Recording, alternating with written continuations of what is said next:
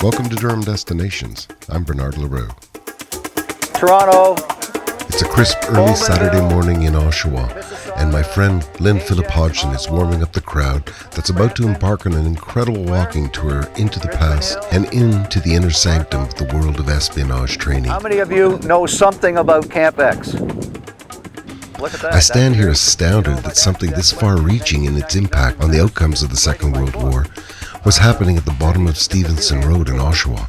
But obviously now this is on the map now as far as history goes. My name is Lynne Hodgson and I'm the author of a book called Inside Camp X and a number of other books I've written on the subject. That's the culmination of 35 years of research into this top secret camp. This is the top secret spy school. You're standing on the actual site of Camp X on the property.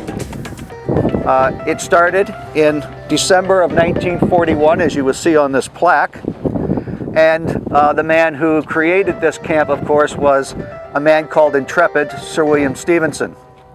So Stevenson purchased it out of his own pocket for $12,000, 275 acres, right here, including the old farmhouse.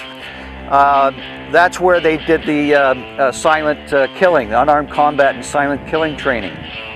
The great William Fairbairn, the most talented silent killer in the world, was sent over here. Everyone who was here at the camp stayed at the camp. They lived inside the camp.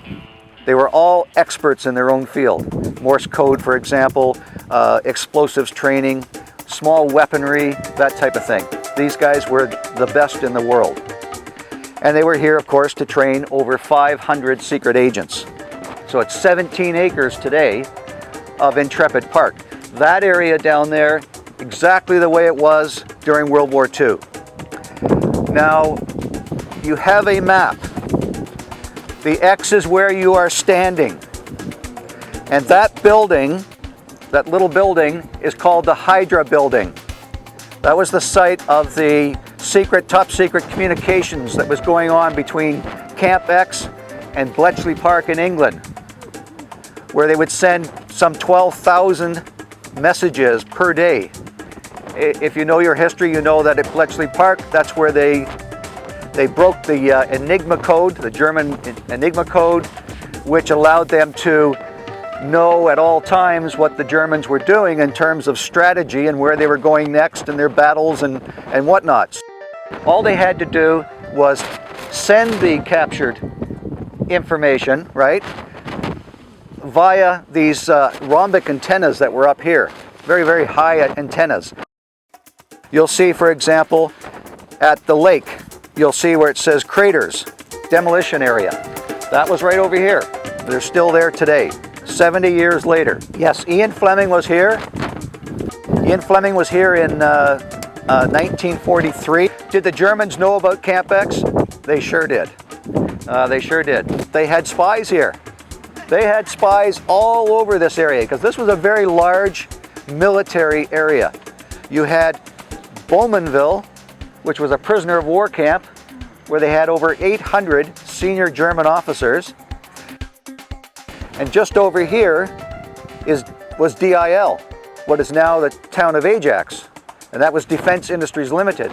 They filled shells, and they had over 9,000 women working there who would be filling these shells around the clock. The women would work one shift here at DIL, and the husbands were working over here on the assembly line of General Motors, producing military vehicles. So this whole area was a huge military establishment. Right up the street, Stevenson Road, is the Oshawa Airport, and it was number 20 EFTS during the war. Elementary Flight Training School. They trained over 2,000 pilots there, and approximately half did not come back. Okay, now we're going to go on the walking part of the tour now. A couple of things to note. We're going to be walking down to the lake. Igor Guzenko. How many of you are aware of Igor Guzenko? Okay. Well, for those who aren't, he was brought here by Stevenson himself under protective custody and kept here for 2 years.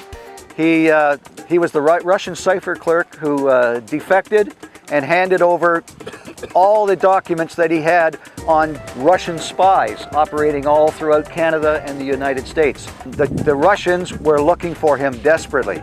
So I'm going to point out where he used to go down and paint down at the beach. We're going to walk along the bluffs, and I'm going to show you where some training of the agents took place down there. And of course, then they used the lake for nighttime maneuvers of coming in secretly in black camouflage and raiding the camp, for example, as a simulated mission. When the camp first opened on the night of December the 6th, 1941, the staff woke up the next day and learned through their communications that the Japanese had attacked Pearl Harbor. President Roosevelt immediately declared war on Japan. So the intent of the camp was set up on this site because the Americans were going to come over by the cover of darkness, by boat, and land right inside Camp X. Everything changed overnight. When the Japanese attacked Pearl Harbor the next day, the Americans could come up by car across the Peace Bridge in uniform, or fly into Oshawa Airport and be picked up by a staff car. So it's amazing how it happened because it just changed overnight. There are so many more stories about Camp X that we heard on this tour, and I'm sure that even they are but the tip of the iceberg.